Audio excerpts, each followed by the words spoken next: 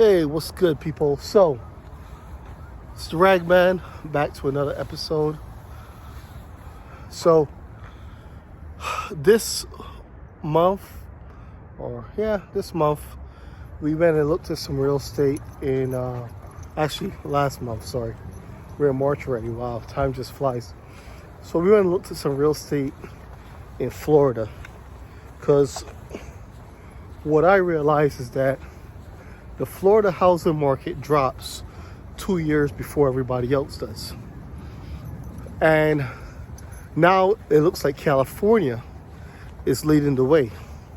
In some places in California, 30% drop in prices. Now, there's still a lot of people moving to Florida, but I think the elasticity in the market is about to run out of energy just from being down there. You know, I'll give you an example. So I went and looked at some properties in Coral Springs, and they're not moving, guys. They're asking a lot of money, but they're not selling. Now, some of the sellers are being ridiculous. I'll give you an example. There's a 3-unit building, and I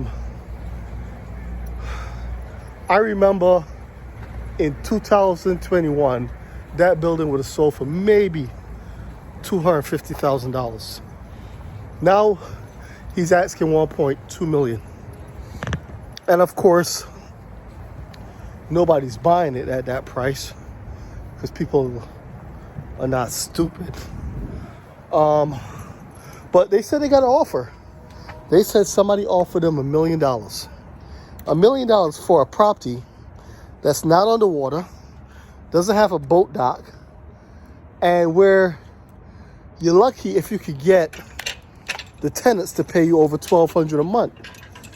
Now, in that area, the tenants used to pay $800 and $900 a month.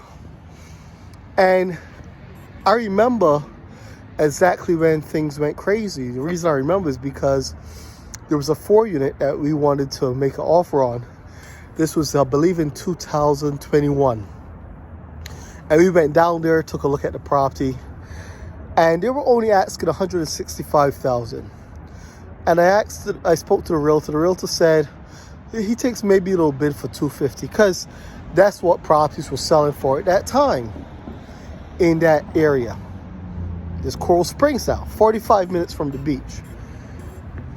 And I remember when I walked into the property, I heard all these Europeans yapping, languages I didn't understand, yapping. And I come out, talk to my wife, say, hey, babe, there's like 3 Europeans in here, like they're going to bid on the property. Well, turns out I was right. And when the bidding finally started, a property that was only asking at 160 something, where the listed agent only thought it would sell for maybe 250. The opening bid was like 900,000. And I was like, okay, maybe I would bid up to 500 because I was desperate at the time. But no way, no. And it went to $1.2 million. And then Coral Springs was off to the races. And at that point, that's when the stupidity began, because now these Europeans set the price for the neighborhood. It wasn't because the people in Florida believed that price was correct. This was Europeans with foreign money coming into the U.S. and bidding up properties because at that time their dollar was very strong. And of course, real estate in their area sells for a lot more square foot than ours does. So properties that were only probably worth maybe,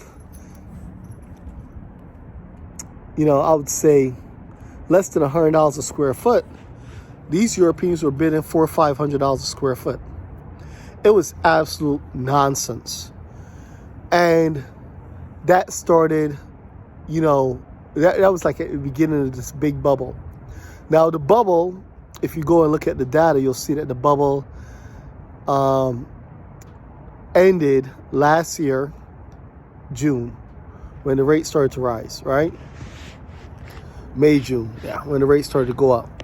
That's when the bubble kind of stopped, and we've been on a little bit of a decline.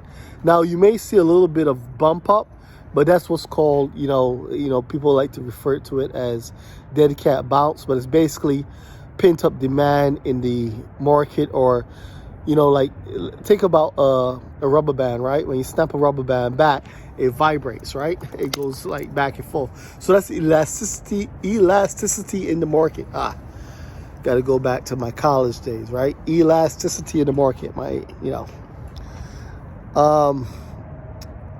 and that's what it was, guys. That's all it is, a dead cat bounce. So you're seeing that right now in the market, and but it's starting to decline. The slide is happening right now in Florida. I'm going to pick on Florida because they're going to crash before, Northeast crashes. That's usually what happens. New York also crashes along with Florida sometimes. I see that in the commercial sector in New York for sure. Right now you could pick up, an apartment building in Harlem for like $85,000 a unit. But they have some other reasons why they're not selling. That has to do with the laws that were passed, where basically the landlord is screwed. You can't evict the people. Even if you evict the people, they can stay in the building for 2 years not paying rent. So that's the reason why. That's one of the reasons why. And of course, the huge amount of vacancies in the office building sector. But New York does slide because it's a gateway city like Florida. New York, Chicago, California, they tend to slide together. And you're seeing that now. You're seeing California slide because, frankly, it's a little bit exacerbated because of a lot of people moving out of California to Texas because of the laws and homelessness, et cetera, et cetera. But Florida is on the decline. I went to put in an offer on a property just recently in Palm Bay. And I had never even set foot in Palm Bay. It was a 4-family. I figured, I can't make an offer. They were asking $530.